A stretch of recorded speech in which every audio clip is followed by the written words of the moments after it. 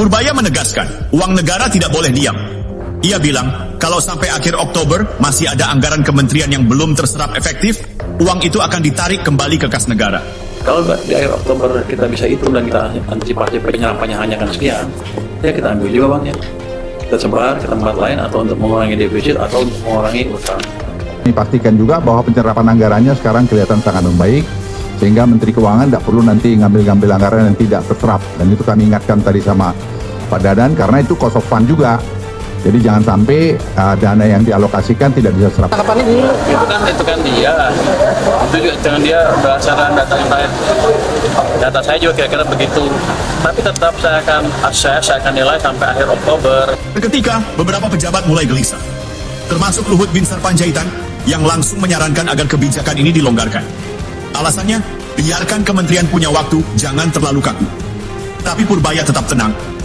Ia bilang disiplin fiskal tidak bisa dinegosiasikan. Anggaran itu bukan harta pribadi, bukan juga tabungan politik. Kalau tidak digunakan dengan benar, ya harus dikembalikan. Kebijakan ini membuat sebagian kalangan resah. Karena selama ini, sisa anggaran sering dianggap hal wajar. Toh bisa dikebut menjelang akhir tahun. Tapi bagi Purbaya, uang rakyat bukan untuk dikebut, tapi untuk digunakan dengan tepat.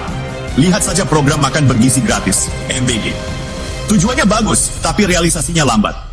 Purbaya tidak menolak programnya, ia hanya ingin memastikan uangnya benar-benar sampai ke meja makan anak-anak Indonesia, bukan berhenti di meja pejabat. Disinilah perbedaan terlihat jelas antara mereka yang sibuk mencari alasan dan dia yang sibuk mencari hasil. 3 gebrakan, 1 pesan. Kalau disusun, 3 langkah Purbaya ini seperti puzzle yang saling melengkapi. Kritik Pertamina bicara soal efisiensi. Jual data subsidi bicara soal akurasi. Penertiban anggaran bicara soal disiplin. Semuanya punya benang merah, transparansi dan tanggung jawab. Ia bukan sekadar ingin menghemat uang negara, tapi ingin memperbaiki cara berpikir pejabat yang mengelolanya. Dan memang gaya seperti ini tidak selalu disukai. Karena sistem yang terlalu lama nyaman akan merasa terganggu begitu ada yang menyalakan lampu terang. Tapi kalau bukan sekarang, kapan lagi? Kalau bukan dari dalam, siapa yang mau mulai? Purbaya tidak sedang berperang dengan pejabat, ia sedang berperang dengan kebiasaan. Kebiasaan menunda, kebiasaan menutup-nutupi, kebiasaan menikmati status quo. Bagi sebagian orang, mungkin ia terlalu tegas. Tapi bagi rakyat yang sudah bosan melihat uang pajak hilang tanpa jejak, ketegasan itu justru terasa seperti napas segar. Kita ini sudah terlalu lama hidup dalam sistem yang pandai bicara tapi malas berubah. Kita punya sumber daya, tapi lebih suka jadi pasar. Punya potensi besar, tapi tak berani keluar dari lingkaran nyaman. Dan di tengah semua itu, muncul satu sosok yang berkata, cukup. Bukan dengan teriakan, tapi dengan keputusan. Bukan dengan marah, tapi dengan logika. Purbaya bukan sedang mencari popularitas. Ia sedang mencoba sesuatu yang lebih sulit. Membuat birokrasi jujur kepada rakyatnya sendiri. Pertanyaannya, apakah kita akan mendukung langkah seperti ini, atau kita akan terus berpura-pura tidak ada yang salah? Sambil menonton uang negara menguap sedikit demi sedikit dari tangan kita sendiri. Ketika uang negara bukan lagi alat politik. Selama ini, uang negara sering punya 2 wajah. Satu wajah untuk publik, penuh janji dan angka manis di laporan tahunan. Wajah lainnya untuk kalangan dalam, tempat keputusan sering diambil, bukan karena urgensi tapi karena koneksi. Nah, Purbaya datang dan mengganti kaca cermin itu. Ia menempatkan uang negara bukan sebagai alat politik tapi alat kebijakan. Dan di situ banyak yang mulai gelisah. Karena kalau uang tak lagi bisa disesuaikan dengan kepentingan kelompok, maka banyak pintu yang selama ini terbuka, pelan-pelan mulai tertutup. Beberapa kalangan mungkin menyebut langkah Purbaya terlalu kaku. Tapi justru disitulah poinnya.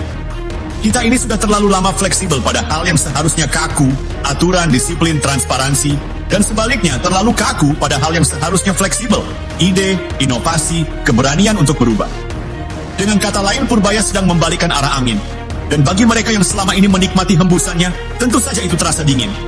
Ketika angka menjadi cermin nurani. Di tangan seorang teknokrat sejati, angka bukan sekadar data.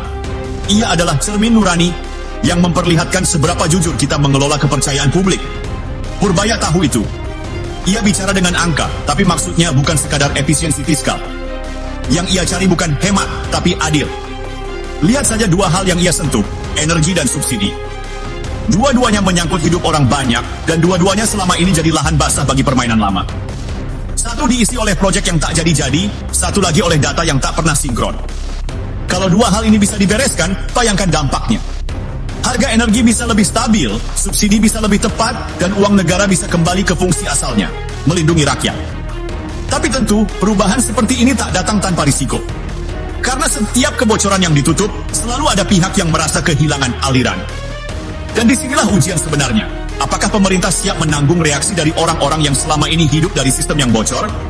Negara bukan panggung tapi dapur. Purbaya tampaknya paham, tugas Menteri Keuangan bukan sekadar membacakan angka di depan kamera. Negara bukan panggung pertunjukan tapi dapur besar. Dan kalau dapurnya berantakan, sebaik apapun bumbu kebijakan, rasanya tetap akan hambar. Ia sedang membersihkan dapur itu, satu persatu.